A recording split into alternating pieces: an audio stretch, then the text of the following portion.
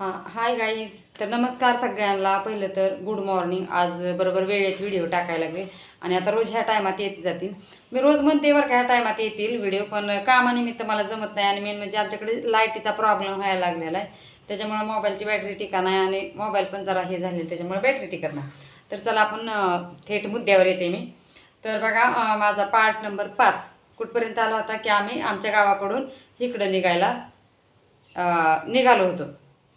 तर आम्ही इकडे यायचं पण कारण, पण त्याचा पण रिझन तसाच होता. तर इकडे यायचं कारण काय होतं, जी आमच्या आईची सावतर आई जी होती का, ती आमच्या आईला बरं बघत नसायची. म्हणजे असं कुचक्यावानी करायची, परत असं बरंच काय दुसुंगेपणा. आणि आम्ही तिथं राहिला असून पण होतो तेव्हा पण म्हणजे तिथं पण यायची ती. परत आमचे आजोबा यायचे तिथं, आणि मावशी परत आमची नांदायला गेलेली ना, तर आमचे आजोबा यायचे आणि ती बाई पण यायची. आता ते किती केलं तरी सावत्र आई, मग आमच्या आईची तिची भांडणं व्हायची सारखी. त्या आमच्या आजीचा हाल असायचं. उलट ती यायच्या अगोदर सगळं सुखात चाललं होतं संसार यांचा. ती आल्याच्यानंतर परत भांडणं बिणणं, तिच्या मुलांना सांभाळायचे आमचे आजोबा, मग त्याच्यामुळं भांडणं बिणणं.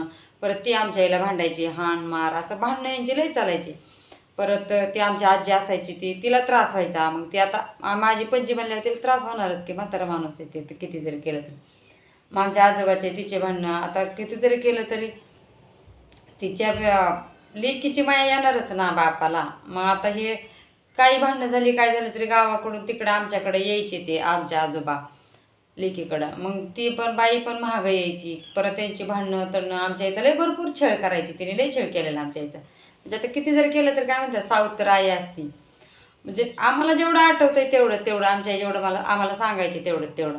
म्हणजे बघा, घरातल्या छोट्या छोट्या गोष्टींचा म्हणजे एवढं काय आम्हाला कळत नाही म्हणल्यावर, मग घरातल्या छोट्या छोट्या गोष्टींचा खाण्यापिण्यापासून किंवा कुठल्या गोष्टीचा सपोर्ट करण्यापासून, लहान लेकरे 3-4 लेकरं आहेत म्हणल्यावर कुठल्या गोष्टीचा सपोर्ट करणं, म्हणजे ह्या प्रकारे असं म्हणजे नाही का, किती माणसाला त्रास होत असेल प्रत्येक गोष्टीचा, तुम्ही विचार करा. आणि मग आम्ही इकडं यायला निघलो, तेवढा त्रास झाला. मग आमची आई तिथं पण आमचे आजोबा आले. तर तिथं आल्याच्यानंतर मग आमच्या आईने शेवटचा डिसिजन घेतला. आणि त्याच्या अगोदर आमच्या म्हणजे माझे वडील आलते. तर त्यांच्याबरोबर म्हणजे ते तर भांडणं तर सारखीच व्हायची, पण ते पण शेवटची भांडणं होती हे सगळ्यांच बरोबर. तर वडिलांबरोबर पण आमच्या आईची त्यांची भरपूर भांडणं झालेले. त्यावेळेस माझ्या 4थ्या नंबरची बहीण पोटात होती, 7-8 महिन्याची पोटात असं. लय भांडणं होती, लय म्हणजे अशी की लय भांडणं झाली की तुला 3 पोरी झाल्या, पोरगं नाही, मुलगा नाही, असं नाही, वंशाला दिवा नाही, बरंच काय काय. आमच्या बापाच्या आईला पण मुलगा लागत होता त्यांना पण, कारण त्यांच्या तिकडं सगळ्यांना मुलं झाली होती, म्हणजे आमच्या चुलत्यांना. आणि मग आम्ही 3 मुली, आणि आता 4थं काय होते काय नाही हे त्यांना सगळ्यांना टेन्शन असायचं. त्याच्यामुळे आमच्या वडिलाची त्यांची लय भांडणं झाली. आणि मग तो वेगळा विषय राहिला. मग परत आता डोक्यात टेन्शन असं आमच्या याच्या. आणि मग त्याच्यानंतर माझ्या आजोबाची, त्या बाईची, सावतरायची ह्यांची परत भांडणं झाली. मग आमच्या आजोबाला आमची आई बोलली की मी तुमचं आयुष्यभर तोंड नाही बघणार आहे. अशी तशी भांडणं झाली की मी तुमचं तोंडच नाही बघणार, त्या बाईचं पण नाही बघणार, असं तसं लय काय काय कुटाणा झाला, म्हणजे लय भांडणं बिणणं झाली. आणि मग आम्ही इकडे त्याच्यानंतर आमचे आजोबा किती वर्षाने आले ते पण मी तुम्हाला पुढं सांगणारच आहे. आणि त्या सावत्र आई पण किती वर्षानं आली. परत आमची आजी पणजी जेव्हा वारली तेव्हा पण आम्हाला माहिती नाही, म्हणजे आम्ही गेलोच नाही. त्याच्यानंतर आमच्या आईला काहीतरी वर्षांनी का मला वाटते 4-5 वर्षांनी का काय कळालं की ती पणजी वारली म्हणून. कारण आम्हाला लई भारी वाटायचं, म्हणजे आम्हाला लई हे करायचे, म्हणजे भारी असायचं. तर बघा, त्या तशा प्रकारे तेवढी भांडणं होऊन मग आमची आई म्हणली की मी तुमच्या बरोबर तोंड बघणार नाही, असं तसं. मला एवढं आठवत नाही पण थोडं थोडं आठवते. मग तेवढी भांडण झाली. आमच्या वडिलांच्या तिकडं पण भांडणं झाली, आणि इकडं आईच्या वडिलांबरोबर पण भांडणं झाली, सावत्र आईबरोबर आणि आई वडिलाबरोबर त्याची भांडणं झाली. आणि मग आम्ही इकडे यायला निघालो. तर इकडे निघायच्या टायमाला आम्ही कुणालाच सांगितलेलं नव्हतं की आम्ही इकडं चाललो आहे म्हणून. आमच्या आईने कुणालाच सांगितलं नव्हतं. आमच्या आईने 3 लेकरं घेतली, एक पोटात होती मुलगी छोटी. आमच्या आईला वाटायचं तो तरी मुलगा होईल, पण ती पण मुलगीच झाली. सो आम्ही निघालो इकडं रेल्वेत बसून. आमच्या तिथं कुठल्या तरी गावात, मला बी नाही माहिती, उपळं का काय असं गाव आहे. त्या गावात माकडाचं उपळं का काय, तिथं एस टी यायची, आपलं रेल्वे यायची. तिथून आम्ही पाय आलो आणि तिथं रेल्वे यायची. मग तिथं रेल्वे स्टेशनवर आम्ही थांबलो. आणि मग मला आठवते आम्ही बाकड्यावर बसलेलो दिसलेलो. तर आम्हाला आठवते थोडं थोडं आम्ही तिथं भजी घेतलेली, बाकड्यावर बसलेलो, भाकरी आमच्यानी बांधून घेतल्या होत्या आणि काय जेवढा आमचा थोडा थोडा पसारा होता तो पसारा पण घेतला होता. ते इकडं कधीच परत यायचं नाही ह्या हिशोबानेच आम्ही इकडं निघालो होतो. कपडे बिपडे घेतली, सगळा जेवढा लागन तेवढा, जेवढा म्हणजे आमचा पसारा होता तेवढा घेतला. भाकरी बांधून घेतल्या, एवढ्या अशा भाकरी का चपात्या बांधून घेतल्या होत्या आमच्याने. त्या आम्ही स्टेशनपर्यंत येऊस्तोपर्यंतच खाऊन संपवले. आणि मग तिथून पुढं आम्ही भजी घेतली आणि तिथं स्टेशनला आल्यावरच भाकरी खाल्ल्या आणि थोड्या काय राहिल्या होत्या ती पुन्हा कुठलं तरी स्टेशन होतं मला वाटते, कुठलं होतं मला नाही माहिती. मग आम्ही तिथून मग रेल्वेत बसलो. तिथून रेल्वेत बसल्याच्या नंतर मग मला नाही एवढं आठवत. हां, कुर्डवाडीला का काय आम्ही संध्याकाळचं उतरलो होतो. हां, 5 वाजता तिथून बसलेलो आणि मग संध्याकाळचं कुर्डवाडीच्या स्टेशनवर आम्ही तिथं उतरलो होतो. तर तिथं आम्हाला एक आमच्याच गावचं एक माणूस भेटलं होतं.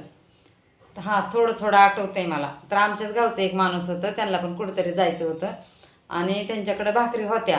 मग ते म्हणले की असे बोलत बोलत ओळख निघल्यावर मग ते म्हणले, "ताई, हे माझ्या भाकरी कुठं वागू?" मग राहू द्या तुमच्या लेकरांना. पहिलं घ्यायची, खायची, पहिलं विश्वास ठेवून खायची पण लोकं. मग आम्ही घेतल्या, आम्हाला पण भुका लागलेल्याच होत्या. मग आम्ही मला वाटते संध्याकाळच्या त्या भाकरी खाल्ल्या आम्ही तिथं आणि स्टेशनला झोपलो. कुर्डवाडीच्या का कुठल्या, हां, कुर्डवाडीच्याच स्टेशनला आम्ही झोपलो. मला आठवते चांगलं. तर तिथं कुर्डवाडीच्या स्टेशनला आम्ही झोपलो. त्याच्यानंतर आम्ही म्हणजे मला सकाळचं आम्ही उठून मला वाटते तेवढं आठवत नाही सकाळचं. मग आम्ही परत स्टेशनला आलो आणि रेल्वेत बसून परत इकडे यायला निघालो. मग आमची आई पुन्हा स्टेशनला आम्ही निघालो होतो, पुण्याला चाललेलो. पण त्याच्यात काय झालं की उरुळीचं म्हणजे कोणतरी म्हणलं की उरुळीचं स्टेशन आले, उरुळीचं स्टेशन आले. मग इथलं उरुळीचं स्टेशन आल्यावर मग आमच्या याला म्हणजे डोक्यात थोडासा प्रकाश पडला की पुण्याला आपल्या कोणी ओळखीचं नाही किंवा कोणच नाही. मग होती नातेवाईक पण तेव्हा कोणाच्या ओळखी बी नव्हत्या. पण उरुळीत म्हणजे आमच्या आई पहिले नवीन लग्न झालं तेव्हा राहून गेलेले होते. आमच्या आईचे वडील, माझा बाप, हे असे बरेच सगळे माझा जन्म जेव्हा इथं बहरापूरला झालता ना, त्यावेळेस आमची आई इथं राहून गेली ती. म्हणजे आम्ही दोघी होतो, लई लहान होतो तेव्हा, म्हणजे ऊस तुडी हे करत होती आमची आई. ती म्हणजे माझ्या जन्माच्या अगोदरच्या गोष्टी. तेव्हा इथं राहून आमची आई गेली ती गावाकडं. त्याच्यामुळे आमच्या आईला इथलं शेतकऱ्यांचं हे सगळं एरिया माहिती होतं. त्याच्यामुळे उरुळी म्हणलं का आमच्या आई म्हणली आता इथंच उतरावं, इथं थोडी आपल्या ओळखीची तरी आहे ती, कुणी राहायला जागा देते आणि हे असं तसं म्हणून. मग आम्ही उरुळीच्या स्टेशनला उतरलो. आम्हाला काहीच माहिती नव्हतं कुठं जायचं काय आहे. आमच्या आईला पण काहीच माहिती नव्हतं. म्हणजे आता बघा ना, डायरेक्ट गावाकडून इकडं पुण्याला यायचं म्हणल्यावर म्हणजे किती कुठे काय आहे, कुठं थांबायचं, खायचं काय, कुठं राहायचं, कुठं संध्याकाळी चूल पेटवायची, किती प्रॉब्लेम असतात. म्हणजे आपण तरी आता समजा सगळं सावधान घेऊन जातो, पण त्यावेळेस कसं होतं. पण तेवढं इकडं कुणी नातेवाईक बी नव्हतं की हा बाबा एक दिवस त्यांची इथं राहता येईल, दुसऱ्या दिवशी रूम बघता येईल, मग शेटेल होता येईल तिकडं, असं पण कुणी नव्हतं. होते भरपूर पण वळखी कुणाच्याच नव्हत्या नातेवाईकांच्या. फक्त जेवढ्याची इथं काम करून गेली आमच्या आहे ना, राहायला होते तेवढ्यांच्याच ओळखी होत्या.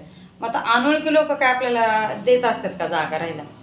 तरी पण आम्ही मग त्या दिवशी स्टेशनला उतरलो, उरुळीच्या स्टेशनला उतरलो आणि मग आता कुठं जायचं काय जायचं काहीच आम्हाला माहिती नव्हतं. मग आम्ही ह्या म्हणजे 1 किलोमीटरवर अंतर असा, म्हणजे आम्ही तिथं राहायला गेलो का शेतकऱ्याच्या त्यांच्या इथून 1 किलोमीटर आम्ही दिवसभर त्या रोडने. आमची आई मला वाटते बारक्या मुलीच्या वेळेस प्रेग्नेंट होती, 7-8 महिन्याची पोटात होती आणि मी लहान, माझी मोठी बहीण बी लहानच होती, 5-6 वर्षाच्या असं अंतर असन. त्याच्यावर 3 नंबरची तर 1-1.5 वर्षाचीच होती, 2-2.5 वर्षाची किंवा 1-1.5 वर्षाची होती, काकाला बसत होती. मग ती बघा एवढं सगळं म्हणजे त्रास करून आम्ही अख्ख्या रेल्वेच्या कडेने हिंडायचो की कुठं गाव दिसन, कुठं वस्ती दिसन, इथं जायचं का, तिथं जायचं का, तिथं जायचं का. तर आम्हाला रोडने जाताना एक शेतकरी दिसला. ते पण आमच्या याच्या ओळखीचेच होते. ते ते ती शेतकरी, त्यांची बायको, त्यांचे बरेच लोक म्हणजे ते आता बी आहेत. आम्ही त्यांच्या तिथं परत कामाला जाऊन लहानाचे मोठे झालो. तर आम्हाला ते रस्त्याने दिसले. ते आमच्या याच्या ओळखीचे होते. पण त्यांनी पण आमच्या आईला ओळखलं नाही एवढं आणि आमच्या आईने ओळखलं, पण त्यांनी नाही आमच्या आईला ओळखलं.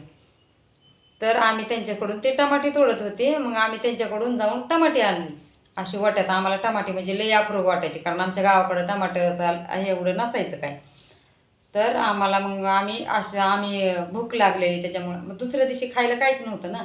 तर त्यांच्याकडून टमाटे आणले आम्ही आणि असं वाटा भरून चांगले इतक्याचे मला आठवते, चांगल्या 2-4 किलो तरी टमाटे दिले असते त्यांनी आम्हाला खायला. मग आम्ही चौघींनी आम्ही रस्त्याने टमाटे खात दिवसभर टमाटे खाल्ले आम्ही. आणि दिवसभर टमाटे खाल्ल्याच्यानंतर 4-5च्या टायमाला आम्ही थोडंसं शेतकऱ्याच्या तिथं म्हणजे एका वस्तीच्या जवळजवळ गेलो. तर ती वस्ती आमच्या याला म्हणजे ही माहिती होती की इथं असं घर आहे म्हणून. तर जायचं का नाही हे आमच्या आईच्या डोक्यात होतं. तर नंतर आई म्हणली हा ठीक आहे जाताची. मग आम्ही गेलो पसारा घेऊन तिथं म्हणजे नाही का असं समोरच म्हणजे असं पटांगण असते तिथं. तर पहिलं कसं की आलं एखादं बिराड आलं म्हणल्यावर त्यांना सगळं असं पहिले गोळा व्हायची, कुठून आले काय काय असं विचारायचे. आणि मग आम्ही तिथं गेल्याच्यानंतर मग त्या मालकाने आमच्या आईला ओळखलं. मग आमच्या आईने पण ओळखलं, त्या बायांनी तिथल्या त्या मालकिनींनी पण ओळखलं, असं तसं तू मंगल आहे का, पवारची मुलगी आहे का, असं तसं. मग त्यांनी म्हणले की इथं हाय रूममध्ये राहा, परत कामाला त्यांच्या शेतकऱ्याचे म्हणल्यावर त्यांच्या शेतात कामाला हे या, असं तसं बोलले. मग आम्ही तिथं टेकल्याच्यानंतर टेकल्या इतकी भारी म्हणजे शेजार पहिले इतका भारी असायचा ना, लय भारी. तर एक शेजारी आजी होती त्यांची म्हणजे आणि त्यांचा एक मुलगा होता म्हणजे ते वयस्करच होते सगळे. मुलगा म्हणणारा पण वयस्करच होता आणि ती आजी म्हणायची पण लई थकलेली वयस्करच होती. तर त्यांना 2-3 मुलं होती, त्यांची बायको होती, बरं दुसरी एक होती, असे बरेच काय काय होते. पण आम्हाला त्यांनी जास्त सपोर्ट केला म्हणून आम्हाला ते जास्त आठवतात. ते अजून बी आहेत. आणि मग आम्हाला त्यांनी बाजरीच्या भाकरी, आम्हाला तिकडं गावाकडं बाजरीच्या भाकरी नसायच्या, ज्वारी किंवा चपाती. बाजरी गावाकडं नसती जास्त, अजून पण नाही, कदाचित कुणीतरी लावतं. तर मग बाजरीच्या भाकरी आणि मला आठवते कांद्याची चटणी किंवा चटणी, मी चटणीच म्हणते. तर आम्हाला असं भाकरीवर आणून दिलं त्या आजीने. मग आम्हाला इतकी भूक लागली होती, आम्ही दिवसभर टमाटे खाल्लेली आणि मग आम्हाला 5-6 वाजता किती भूक लागली असं, आम्हाला लई भूक लागली. मग आम्ही त्या भाकरी खाल्ल्या आणि मग त्याच्यानंतर आम्ही ते रूम दिल्यावर आमच्या तिथं झाडून झुडून साफसफाई केल्या. मग आम्हाला जरा शांत वाटायला लागलं की आपलं कोणतरी आहे. ते आमच्या याला ओळखायला लागले ना, मग आम्हाला पण भारी वाटलं की आपलं कोणतरी आहे ओळखणारं आपल्याला, की म्हणजे आधार असं वाटायला लागलं. मग आम्ही तिथं राहिलो संध्याकाळचं आणि मग ती रूम बघितली आम्ही, आमच्याने झाडझूड केलं. परत त्यांच्या पण इथं आम्ही रानात कामाला जायचो. म्हणजे आम्ही लहान होतो, आम्ही नव्हतो कामाला जात. माझी बारकी बहीण होती ती सांभाळायला, आम्ही घरी बसायचो, माझी मोठी बहीण आणि मी. आणि आमच्या इथे शेतकऱ्याच्या इथं कामाला जायची. तर त्यावेळेस किती रोज होता, 20 रुपये. 20 होता का 15 होता मला बी नाही माहिती, कदाचित 20च रुपये रोज असं दिवसभर रानात खुरपायला. सकाळी 10ला जायचं, संध्याकाळी 6ला यायचं. तर असा दिवसभर एवढा दिवसभर काम करून 6 रुपये रोजगार होता. आणि तेव्हा बिळीचा पुडा होता 2 रुपयाला आणि 3 रुपयाला. म्हणजे मला एवढं आठवत नाही, ते आमची आई सांगते की तेव्हा बिळीचा पुडा 3 रुपयाला किंवा 2 रुपयाला 3 रुपयाला बिळीचा पुडा होता. ज्वारी बाजरी असेल काहीतरी 4-5 रुपये किलो असेल, तशीच असेल. आणि त्याच्यामुळं त्यावेळेस भागायचं सगळ्या गोष्टी नॉर्मल तरी. मग त्यावेळेस पण आमचं काम करणारं कोणी नव्हतं. आम्ही तर लहान आम्ही म्हणजे 4-5 वर्षाच्या, म्हणजे हा सगळा ना 4-5 वर्षाच्या काळातला खेळ आहे. तर आम्ही लहानच होतो त्यावेळेस. पण आई रानात खुरपायला जायची, आईच्या मागं आम्ही जायचो. आम्ही कशामुळे जायचो आईच्या मागं, घरी काही साधन नसायचं आणि मग काही जेवढं आईने स्वयंपाक करून ठेवलेलं असेल तेवढं खायचं. आणि मग भूक लागली की आम्ही आईच्या मागं जायचो. मग आईच्या मागं गेल्यावर मग तिथल्या पण बायाही रानात खुरपा यायच्या. हिचे 2-3 लेकरं आहेत त्याच्यामुळं मग आमच्या आईला भाकरी द्यायच्या बाया, आम्हाला पण द्यायच्या. आम्ही मग ती भाकरी खाण्यासाठी आम्ही आईच्या मागं जायचो. आणि पहिले बाया पण अशा मयाळू असायच्या की असं नव्हती 1च चपाती 2च चपात्या रानात घेऊन यायच्या. बाया भाकरी भाजी लय मोठे घेऊन यायच्या रानात आणि आम्हाला आवर्जून द्यायच्या की लेकरं आहे ती लहान खात्या म्हणून आम्हाला आवर्जून द्यायच्या. मग आम्ही भाकरी खायचो आणि आईच्या मागं हिंडायचो. आणि त्याच्यानंतर मग माझी मोठी बहीण जी आहे का, ती थोडीशी त्यांना म्हणजे मागं जायची आणि आईबरोबर खुरपायची. तर मग आई म्हणली त्या मालकिनीला, म्हणजे हिला मुलीला पण खुरपायला लावा म्हणली, तिला पण येते खुरपायला, एक पात घेते ती. तर तिला पण एक वेळेस खुरपायला बसवायची. एक वेळेस मालकीन अख्खी पात खुरपल्या, अख्खा दिवस खुरपलं तर ती मालकीन रोजगार देत नसायची. कारण म्हणायची ही लहान आहे, हिला कशाचा रोजगार द्यायचा, हिला काय खुरपा येते. मग तेवढं करून पण मग आमच्या म्हणायची जाऊ दे मरू दे. मग कधी एखाद्या आठवड्यात देत असन किंवा कधी देतच नसायची. असं म्हणजे आमच्याला वाटायचं की हिचं देते ना खुरपायला गेल्यावर पैसे 20 रुपये 10 रुपये किंवा असं काहीतरी देते ना, तर तेवढं बी देत नसायचं. तर मग असं तिथं आम्ही तिथं वाटतं 1च वर्ष राहिलो, 9 महिने का 1 वर्ष राहिलो. मग परत माझी 4 नंबरच्या बहिणीच्या वेळेस आमच्या आई डिलिव्हरी झाल्याच्यानंतर मग तर आमची आई लय हाल झाले. मग तेवढे 1 महिनाभर किती आमच्या आई 8 दिवस का 2 दिवस घरी बसली असेल डिलिव्हरी झाल्याच्यानंतर. कारण आणि ती पण मुलगी झाली. मग किती सगळ्यांना टेन्शन. म्हणजे आम्हाला काय वाटत नव्हतं, म्हणजे काय कळत नव्हतं, पण आमच्या आईला टेन्शन आलंच असेल ना. की मग आणि तिथून पण 8 दिवस का काय 2 दिवस घरी बसली. मग ती बाई म्हणली की तू घरात बसून तुझ्या पुरीला कोण खायला घालणार, असं तसं. त्यांनी नवीन खोल्या मारल्या होत्या, बांधल्या होत्या. तर ती म्हणायची इथल्या इथं आपल्या घराला तरी पाणी मारत जा. मग आमच्या त्या वल्ल्या घराचं बांधकाम होतं, तर ते उठून आमच्या म्हणजे 8 दिवस किंवा 2-3 दिवस झाला असं उठून तशीच त्या घरांना पाणी मारायची. आईला वाटायचं की थोडंफार काहीतरी देत्या, 4 पैसे देत्या, म्हणजे मला ते तर घरात होत्या. तर मग त्या खोल्यांना आमच्या आई पाणी मारायची. मग त्याचं काहीतरी थोडंफार पगार देत असताना परत आमच्या डिलिव्हरी झाल्याच्यानंतर पण आम्हाला कुणी कुणी असं तांदूळ, कुणी रवा, कुणी काय काय असं ज्वारी बाजरी असं काय काय दिलं होतं त्यावेळेस पण घरमालकाने ती. आणि मग आमच्या तेवढं पण डिलिव्हरी झालेली असताना पण तेवढं काम करायची.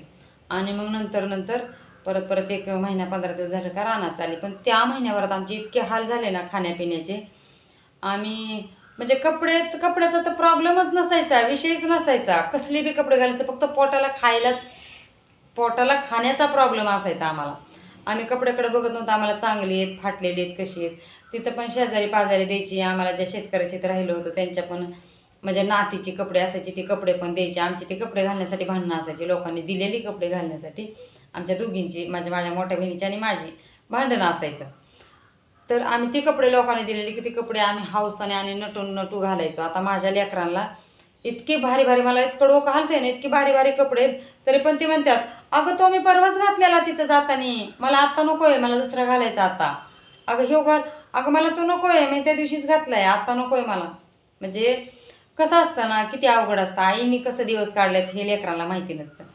आणि मेन म्हणजे कसं असतं, आपण जे गरिबीतून दिवस काढलेत, आता जरी आपल्याकडे 4 पैसे आले असेल तरी आपण व्यवस्थित जरी राहत असेल, सगळं गोष्टी व्यवस्थित असतात, तरी जे गरिबीतून दिवस काढलेत का ते सांगायला कधी लाजू नये माणसानं, किंवा ते आठवायला बी कधी लाजू नये. की समोरचं काय विचारत असेल तर की मी भीक मागून खाल्ले, मी असं खाल्लंय, ते सांगायला पण कधी माणसाने लाज वाटू नये. काय जन्मत असं डायरेक्ट श्रीमंत पैशाच्या अंबानीच्या घरात जन्मत नसतं, कुणी असू द्या. जन्मताच अंबानीच्या घरात किंवा पैशात लोळत नसतो. एखादा बापदादाची जमीन जुमला कमवलेला असं तोच जरा हे असतो. कारण प्रत्येकजण असं मध्यमवर्गीच असतात आणि जन्मताच काय सोन्याचा धूर नसतो. तर आम्ही इतक्या हालातीतून आम्ही ना, म्हणजे मला आठवतंय आम्ही काहीतरी फळं बिळं भेटत्यान किंवा रानात बाया खुरपाय गेल्या भाकरी देत्यान म्हणून आमच्या रानात गेली का आम्ही ते रान सोडून दुसरीकडं, तिथं तसल्या इंग्रजी चिचा असायच्या, लाल चिचा, त्या चिचा खाण्यासाठी आम्ही त्या पलीकडं फाउंडेशन असायचं, आम्ही तिकडं जायचो त्या फाउंडेशनमध्ये. आणि त्या फाउंडेशनमध्ये गेल्याच्यानंतर आम्हाला एक बाजरीला बुजगावणं घातलं होतं. तर ते बुजगावणं आम्ही रोज जाता येता माझी मोठी बहीण आणि मी बघायचो. त्या बुजगावण्याला असा मला वाटते फ्रॉक किंवा असा काहीतरी मोठा झबला फ्रॉक असन. तर आम्ही रोज येता जाता बघायचो. आमचा डोळा, माझ्या बहिणीचा आणि मी, की ते काढून न्यायचं आपल्याला घालायला. तर मग बघत बघत आम्ही त्याच्यावर डोळा ठेवला. आणि मग एक दिवस काय केलं आम्ही, असं दुपारचं आलो बाजरीच्या ह्याच्यात. बाजरी चांगली मोठी मोठी झाली, कणसं आली एवढी मोठी होती. आणि मग आम्ही दिवसभर त्या बुजगावण्याला झटत होतो की ते टॉप काढून घालायला होईन आपल्याला. आम्ही एक जण वाकायची खाली, एक जण वरती उभा राहायची, तो टॉप काढण्याचा प्रयत्न करत होतो. तेवढ्यात एक शेतकरी पण आला. आम्हाला म्हणला काय करता रे इथं. मी म्हणलं काय नाही, शेळीला गवत घेतोय, शेजारच्या शेळीला गवत घेतोय. मग तसं म्हणलं तर गेला माणूस. तो माणूस गेला का आम्ही परत एकमेकीच्या उरावर उभं राहून असं तो टॉप काढण्याचा प्रयत्न केला. आम्हाला जवळजवळ 5-6 वाजले असत्या. 4-5 वाजता तो टॉप निघला आम्हाला. आम्ही तो टॉप गुंडाळला, घातला पिशवीत आणि घरी गेलो. आणि मग आम्ही तो टॉप किती दिवस अंगात घातला नसेल की हा माणूस ओळखल त्याचा टॉप आहे म्हणून, तिथला बुजगावण्याचा टॉप आहे घातलेला, हा ड्रेस ओळखल म्हणून आम्ही तो 8 दिवस ठेवला पिशवीत घालून, आम्ही घातलाच नाही. आणि 8 दिवसानंतर घातला. तरी बी घातला का आम्ही तिकडच्या आळीला जात नव्हतो. का तर तो शेतकरी ओळखन की ह्या बुजगावण्याचा हा ड्रेस घालून, काय माहिती नाही कदाचित का ओळखला असत, म्हणजे का खवळं बिवळं असतं का नाही हे पण नाही माहिती आम्हाला, नसतं खवळं कदाचित. पण आमच्या मनाला असं वाटायचं की हा खवळण माणूस किंवा काहीतरी म्हणन ओरडण आमच्या आईला सांगन. आमच्या आईला आम्ही म्हणलं की आम्हाला तिथल्या बाईने दिला. मग तो बुजगावण्याचा टॉप आम्ही 8 दिवस घरात ठेवला. आणि 8 दिवसानं असा आमचा नंबर असायचा, आज तू घालायचा, उद्या मी घालायचा, आज तू घालायचा, परवा तू घालायचा, असं आमचं नंबरनी घालायचा असायचा मोठ्या बहिणीचा आणि माझा. आणि ती आमच्या आईला आम्ही सांगितलं होतं का आम्हाला दिलाय म्हणून. आणि मग बऱ्याच दिवसांनी आमच्या आईला सांगितलं की आम्ही इथला काढून नेलता. आणि तिकडच्या गल्लीत आम्ही जातच नव्हतो की ओळखत्यान म्हणून. आणि तो पण असा फाटलेला, सगळा कुजलेला फाटलेला होता. तर ही आम्ही अशी बुजगावण्याची कपडे काढून घातलेले आहेत. बाजरीच्या बुजगावण्याचे कपडे काढून घातलेले आहेत. शेजाऱ्या पाजाऱ्याने कपडे दिलेले घातलेले आहेत. लोकांनी भाकरी कालवून दिलेला आम्ही खाऊन जगलेलो आहे. आणि परत लोकांनी म्हणजे जसं असेल तसं आम्ही जगलेलो आहे. त्याच्यामुळं कसं आहे ना, भिकारी ज्याला म्हणतो का आपण, जरा तेव्हा तोंड सांभाळून बोलावं लागतं. कारण आमच्या आईने ना, आमची आई पण स्वतः, आमची आई एवढी सुंदर होती दिसायला ना, की कुणी पण आमच्या आईबरोबर दुसरं लग्न केलं असतं. आणि आमची एखादी दुसरी बाई असते तर आमच्या आईने पण लग्न केलं असतं. पण आमच्या आईने माझ्या 4 लेकरांना कोण सांभाळन किंवा कोण कबूल करण ना, मान्य करण. त्याच्यामुळे आमच्या आईने दुसरं लग्न बी केलं नाही आणि आम्हालाच सांभाळत राहिले. आमची आई दिसायला इतकी सुंदर होती, म्हणजे हाय अजून बी इतकी सुंदर आहे. आमच्या आईने कधी कानात घातलं नाही, आमच्या आईने कधी नाकात घातलं नाही, आमच्या आईने कधी गळ्यात घातलं नाही, कधी पायात पट्ट्या घातल्या नाहीत. अशी आमची आई राहायची. मग आमची आई स्वतः फालतू वागली नाही आणि आम्हाला फालतू वागायला नाही शिकवलं. पण भीक मागायला म्हणजे आम्ही भीक मागून खाल्लं, पण लोकांचं असं मिदवून नाही खाल्लं किंवा फालतू वागून नाही खाल्लं. आम्ही भीक मागून खाल्लं. जे म्हणतात का भिकारे, भीक मागून खाल्लेली, भिकारे, भीक मागून खाल्लेली. हो, आम्ही भीक मागून खाल्लं, पण आम्ही फालतू वागून नाही खाल्लं, एखाद्याला लुबाडून नाही खाल्लेलं. बरोबर का? आता कसं आहे, आणि मग आम्ही एवढ्या हालाकीचे दिवस काढले म्हणल्यावर आम्हाला म्हणजे आता ज्यावेळेस घालायचे होते कपडे त्यावेळेस पण मिळत नव्हते. आम्ही मग आता आम्हाला मिळतंय, 4 पैसे स्वतःच्या कष्टावर मिळतंय. मग आम्हाला हौस वाटते ना की चांगला ड्रेस घालावा, चांगला हे घालावं, साडी घालावा, चांगले हे घालावं, ते घालावं. एकच आयुष्य आहे, परत परत आयुष्य मिळत नसते. तर आम्ही तिथं 9 महिने राहिलो, 1 वर्ष ते 9 महिने राहिले. आणि परत त्या मालकाचं पण लई पेमेंट कमी द्यायला लागला. परत एवढं काम करून आमच्या आईच्या अंगावरच उचल काढली. मग बरेच काय प्रॉब्लेम व्हायला लागले. आणि तिकडून इकडं शाळेत घातलं होतं, म्हणजे शाळेत तर नव्हतं घातलं तरी पण. मग त्याच्यानंतर आम्ही इकडच्या बाजूला म्हणजे ते समजा रेल्वेच्या पलीकडं होता, 1/2 किलोमीटर इकडं गाव होतं. मग आमच्या याला इकडं राहायला यायचं होतं आम्हाला, तिकडून इकडच्या साईडला यायचं होतं राहायला. मग त्यावेळेस इकडं पण ओळखी होत्या ना आमच्या आजोबाच्या. मग आमची आई म्हणली की इकडं राहायला जावं म्हणून. मग आमच्या आईने काय केलं, ते वस्ती सोडली आणि मग इकडं राहायला आली. मग इकडं राहायला आल्याच्या नंतर तिथं काय काय झालं आणि तिथं पण कसे आम्ही दिवस काढले ते पण तुम्हाला पार्ट नंबर 6 मध्ये मी सांगते. तर ब्लॉग कंटिन्यू करा, व्हिडिओला लाईक करा, शेअर करा आणि सबस्क्राईब करा, चांगला सपोर्ट करा. आणि ते हॅकर का काय हॅक करायचं पण बटन आले काहीतरी आहे ते, तर ते काय तुम्हाला समजत असेल ते पण करा. तर सगळ्यांना खूप खूप धन्यवाद पूर्ण व्हिडिओ बघितल्याबद्दल. अजून पूर्ण व्हिडिओ बघा आणि इथून पुढचा पण पार्ट नंबर 6चा बघा. हा बराच मोठा व्हिडिओ झाला. तर चला सगळ्यांना बाय.